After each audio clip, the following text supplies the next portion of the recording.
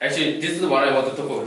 Films and television series shot in the Budapest. Some that all of us might probably know. Gloomy Sunday.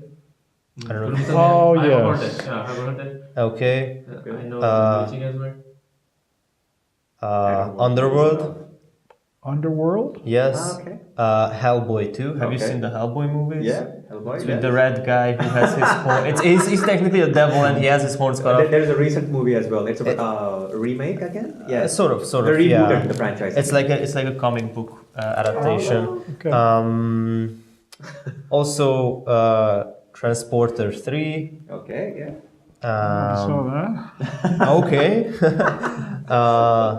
Bellamy, Silent Witness, Mission Impossible, Ghost Protocol, A Good Day to Die Hard, Dracula, Hercules, The Martian, Inferno, Okay. Blade Runner, Atomic Blonde, Red Sparrow, and there are. Quite a lot. Yeah, I feel like in the reading this list, There I'm are getting. a few Indian movies as well, actually. Yeah.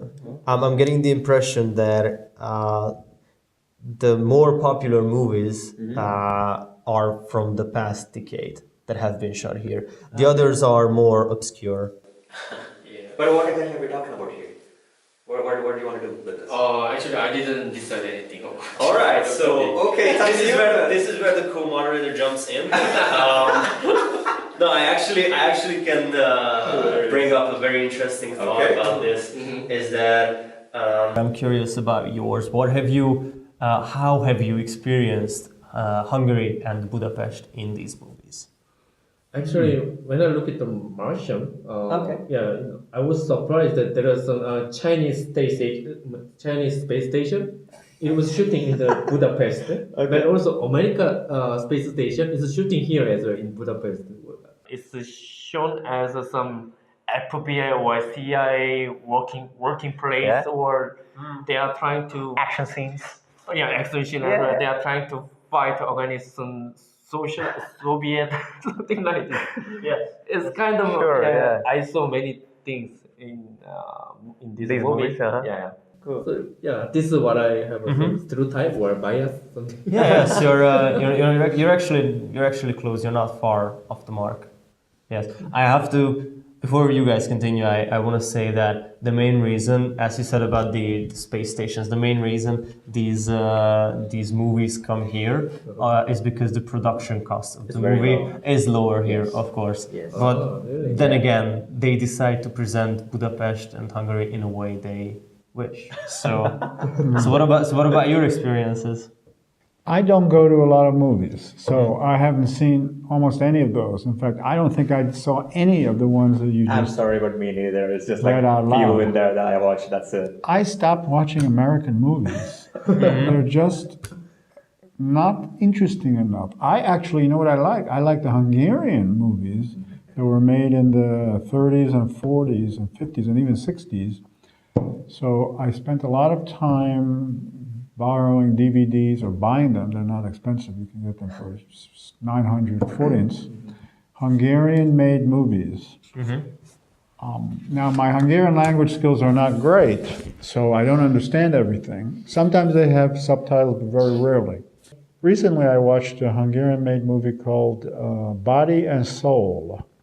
So, very dark, depressing movie about people who are working in a slaughterhouse, of all things. So, meat being carved up. I get a sense that Hungarians make depressing movies. Am I wrong completely? No, yes, you're right. This is a country that's one of the highest rates of suicide in the world. It used to be, maybe it isn't anymore at the top. I don't think it is anymore. Used to be. Thing is that I don't know. It's we sort of have this unwritten law or this unwritten rule that our TV shows and some of our more commercial movies are just very light-hearted, very fun, very uplifting. Yeah. Especially the TV series, we have lots of those. But the movies, what we actually put into the cinema and send to the Oscar awards and all of that, they are depressing as shit. You're right about that. They really are.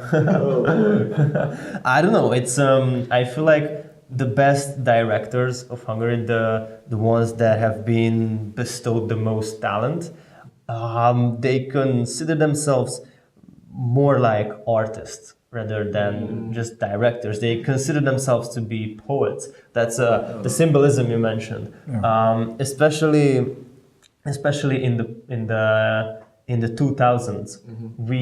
Hungarian movies were all sort of gloomy, depressing, lots of symbolism, lots of unsaid words, clues. Yeah, but there has been a change. These movies on the list, however, to summarize it shortly, in the 2000s and before the year 2000, most movies were, as you mentioned, about these spy movies, lots of shootings, lots of dirty, gritty warehouses with conspiring villains and everything. And that's what it used to be. But in the past decade, there has been a slow transformation from these gritty, dark, depressing movies into picturing and depicting Budapest as the second Paris. Second Paris. So they're focusing more on the nicer parts of the city, the Danube and all the hotels around it, the castle, the Renaissance buildings, and all of that. It's very interesting how the trend is changing. So they are changing from the kind of criticism or some skepticism to the optimism. This is the change. In a way, you could see that, but really, the way people see Budapest is people who have never been here and have never been interested about coming to Budapest. The way they see Budapest is through the movies, right? And it applies to every other countries, every other big cities like London, Paris, whatever you name it. And it's very interesting that as the movies change the way they show Budapest through their movies, the opinion of foreigners about Budapest is who have never been to Budapest is changing as well. Really. The popular opinion. So yeah. I would really be happy if it is promoted as like a shooting spot to begin with, because I think this place deserves much more movie shootings. In Europe, especially because I can talk about Indian movies, because usually in every Indian movie there are like songs and dances, right? So they're usually flying to like really nice locations like all over the world, like in the snow, Switzerland, Austria and everything. Like on the boats, they're like holding hands and dancing or whatever. But it's usually, I didn't really see much of Budapest in the background in the Indian movies, not a lot. But so I think if you really put this up as like a shooting spot, like where, like encourage more shooting here, I think that'll be really cool. We shoot one of the famous drama in Korea is about North Korea spy strategy. Sure. So they're shooting in Budapest. They're shooting in Korean television is shooting in Budapest. Yeah, shooting in Budapest, which is called Iris. But the topic, the story is related to some North Korea spy things. Yeah, Spy movie. Now they are changing that they are showing some beautiful and night view about Budapest, more documentary atmosphere they are showing about the Budapest. It's very interesting how I think the whole topic just boils down to how important it is how a certain place is shown in movies, because that can affect the entire public opinion of a different country. Well, the government gives a 20% or something rebate for all movies that are made in Hungary. Did you know that? You heard about that, right? No, I didn't know. I didn't know that. Yeah, they give money. You give them the budget, 1 million euros, make up a number, and you will get, I think, 200,000 euros back from the government. it's part of the contract that you sign with them. And also we don't, I mean, not in the sense like in Budapest, you don't really need to build a movie studios, because if they really want to do something like that, they could go to US or obviously. So I think.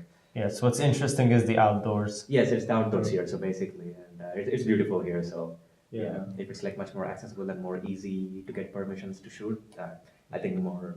I think people in the could be- contract, I think it is mentioned that if you reach the target, your target or something, then you should pay back some rebate or something maybe.